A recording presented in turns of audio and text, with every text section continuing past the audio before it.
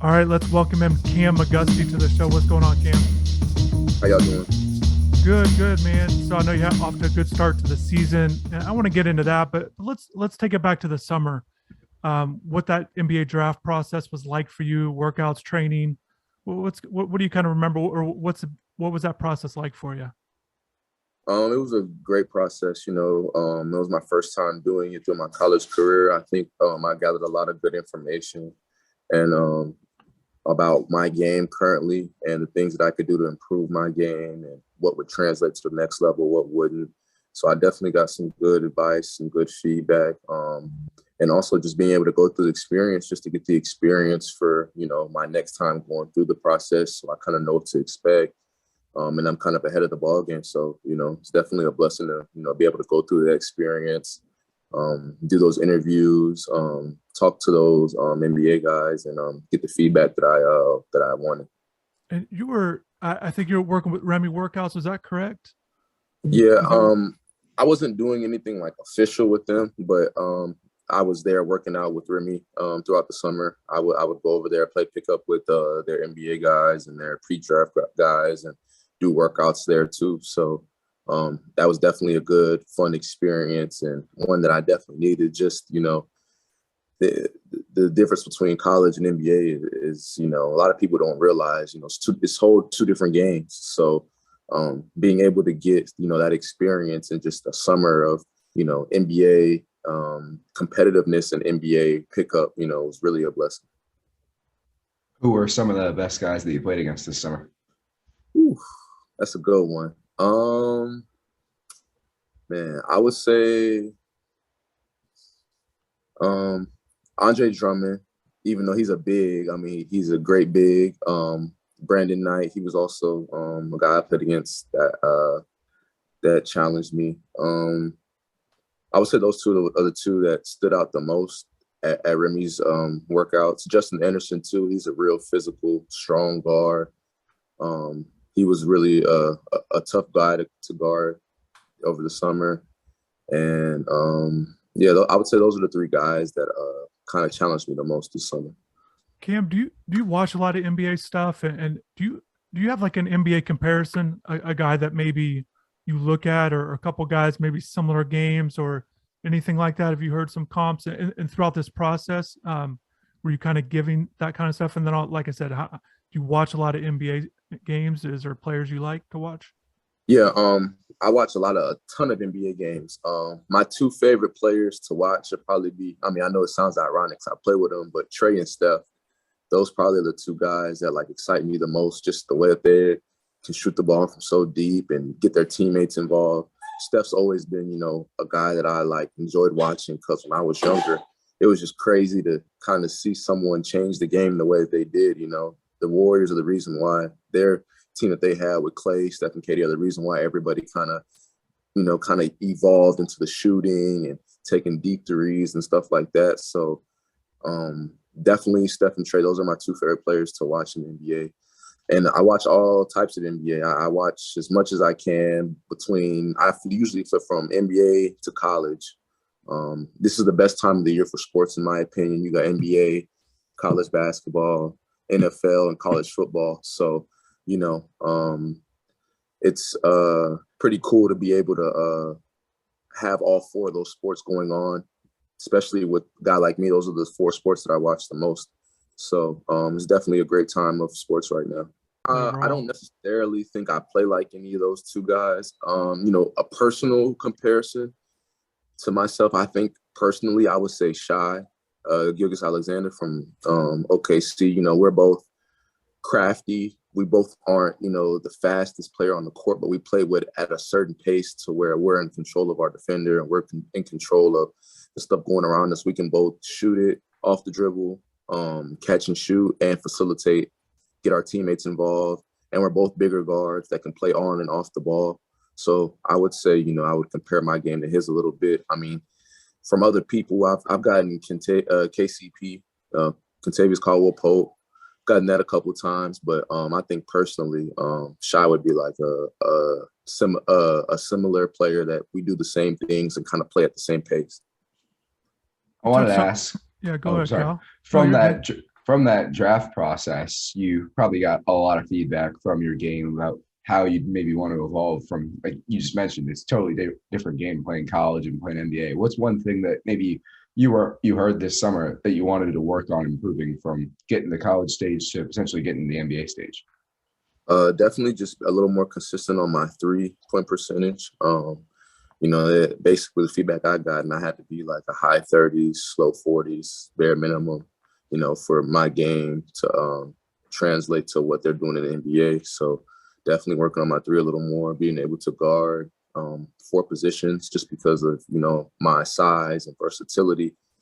And in the NBA, they do a lot of switching and attacking mismatches. So, I found out quick, that, a lot of teams, what they like to do is they like to pick at mismatches and stuff like that. So if you can't guard your position, you're not going to be able to play in the NBA. So that was also a big thing for me.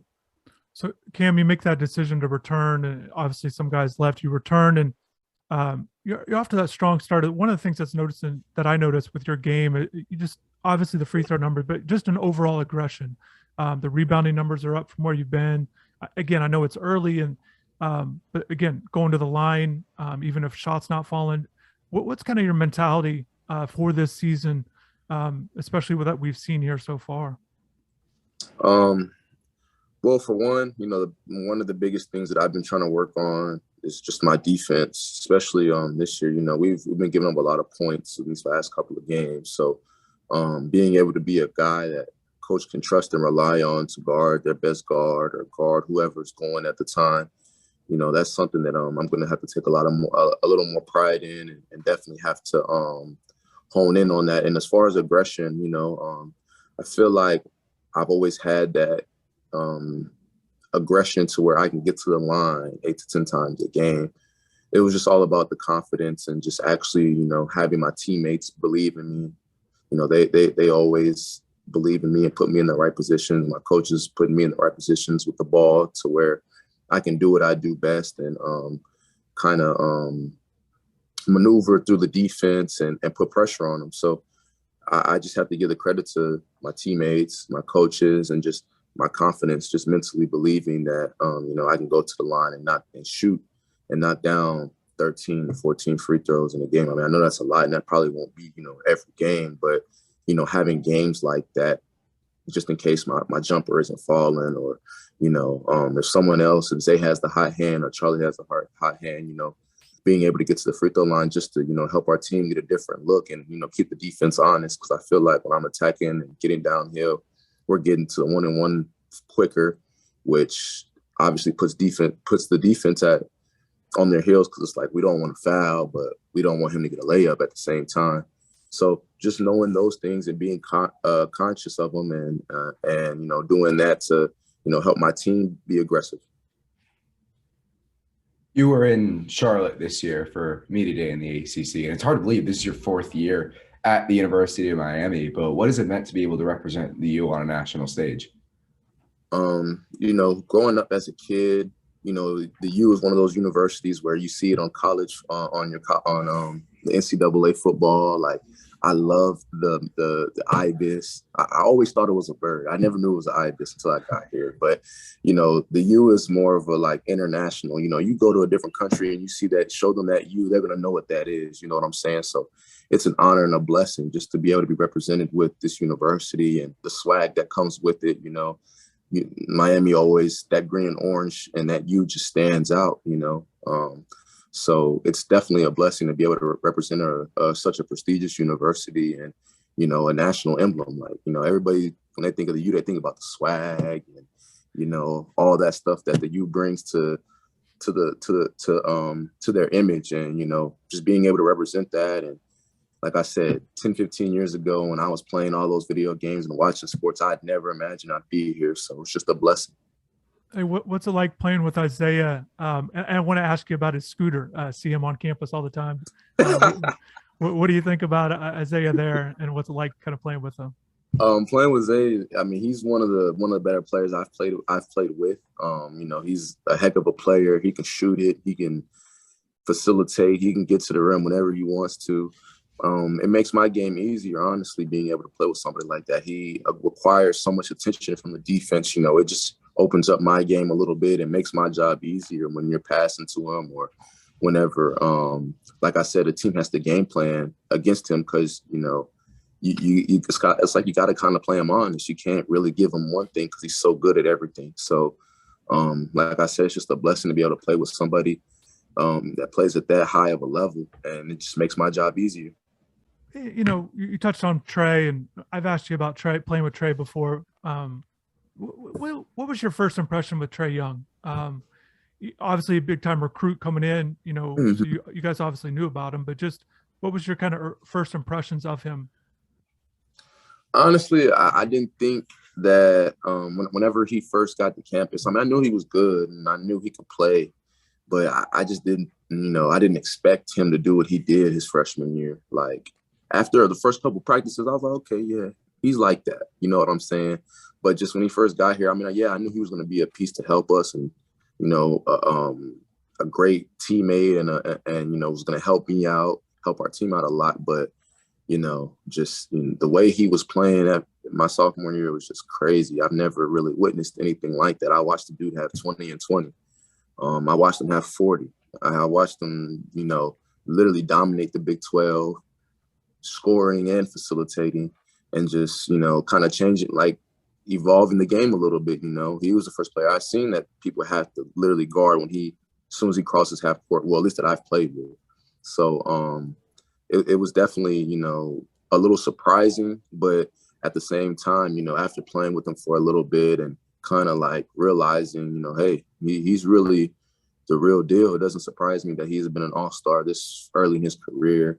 It doesn't surprise me that he's averaging 9-10 assists and 20-something points. I've witnessed him do it and, how better he makes his teammates and the excitement he brings to the court. He carries a chip on his shoulder. A lot of people like to talk about him and try to get in his head, but he kind of takes that and lets it fuel him. Honestly, he's not the type to shy away from that. He embraces all the hate and all the comments that people always are on him about, and he embraces it and shows it on the court and makes people feel like, damn, I shouldn't have said that about him. So I definitely respect his game and respect him as a person. Yeah, and honestly, back in that season, I watched that entire season. I watched you guys play that entire year. I was well aware of Trae, kind of aware of basketball in that area, so I remember watching that. But you touched on a couple of big performances he had. Is there a practice that stands out to you, a memory of him, or is it one of those big games that he had that you're just every time you think about him, man, you kind of revert back to thinking about this, like a big memory of him where you're just like, man, I can't believe this is happening? I would say so. Over the summer, when he first got there, we had invited a couple of guys from the Final Four team that OU had 2 years before, Isaiah Cousins, Ryan Spangler, Buddy Hield, Jordan Woodard, those guys. I don't know if y'all familiar with them. I know y'all familiar with Buddy. But we invited them back to play 5-on-5 with us, just, pick up and just challenge us and compete with us. And him and Buddy were going at it, and he was outscoring Buddy. Like, whenever somebody gets into a one-on-one battle and it's just like, yeah.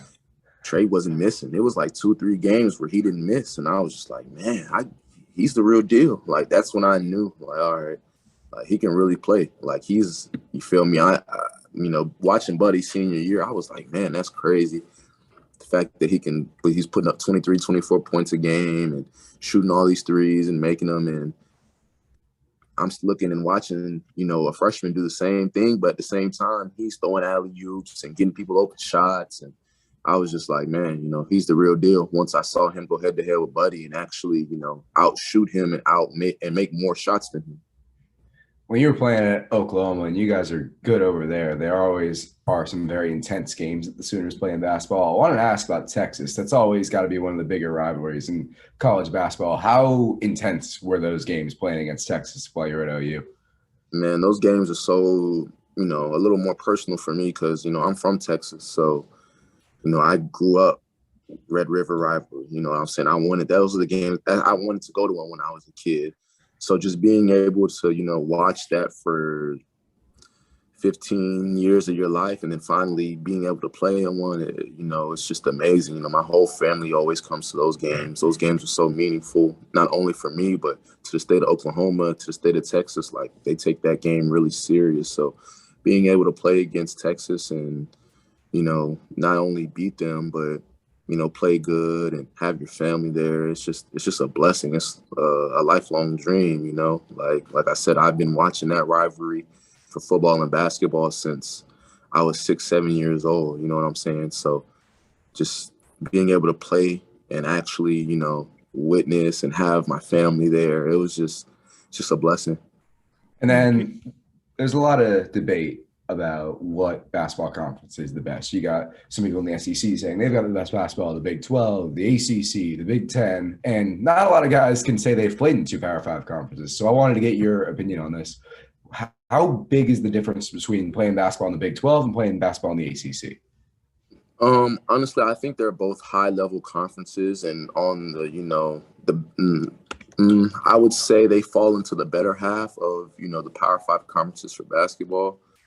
But, I think it's, some of the differences are like the style of plays. Like, for example, I feel like the ACC, the guards are, you see it, it's a more a guard dominant conference. In the Big 12, you've got bigs that teams rely on their bigs and throw it into them. Like, for example, my freshman year, when I was at OU, Texas had Jared Allen. They threw him the ball all the time. You know what I'm saying? Kansas, they always throw the ball into their bigs.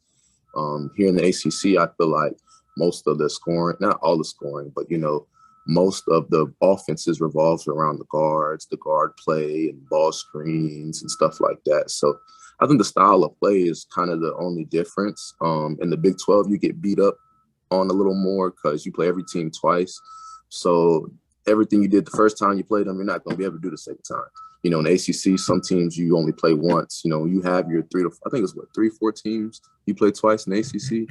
So you kind of get the same look, but in the Big 12, you play every single team twice. So, the scouting report and, that's the biggest difference, I feel like, is the scouting report and, the style of play. Yeah, and Kam, before we get you out of here, you touched on Texas kind of coming up through Katy and playing at Seven Lakes and the Houston Defenders. You were a top 50 recruit, and I was curious before we wrap this thing up, if you have a good recruiting story or what the recruiting process was like for you coming out of high school, and just kind of looking back on that process for you, something that stands out to you. Honestly, I would say, the thing that stood out to me was, it's funny because OU was my first unofficial visit. And, after that visit, I knew that's where I wanted to go. And this was before I had I didn't even have an offer from there. But I knew from day one, if I got an offer from there, that's where I would want to be. I just fell in love with the campus. I fell in love with the people. I fell in love with the fan base just off that one weekend that, I had my visit. So I would just say, I guess that would be my crazy story was that, I ended up falling in love with my first school that I took a visit on. It sounds crazy, but I would, you know what I'm saying? I wouldn't regret it. I wouldn't take it back. Going there, I appreciated my time. And I feel like without going there and all the stuff that I went through there, I wouldn't be the player I am today. I wouldn't have been able to come here and learn from these coaches and have the relationships I have and meet the people that I've met. So it was nothing but a blessing. I appreciate all the things that the university did for me at Oklahoma. And I just appreciate being able to represent the University of Oklahoma as well. That was kind of a dream come true. When you're a Texas kid, it's either A&M, Texas, or Oklahoma. Those are like 3 biggest schools that you look at that you want to go to. So, it was just a dream come true for me. Yeah, that's great, man. So obviously we'll be paying attention to your season. Best of luck. I appreciate you taking the time to do this, kind of share your story a little bit. But yeah, best of luck, man. I appreciate you. Of course, I appreciate y'all for having me.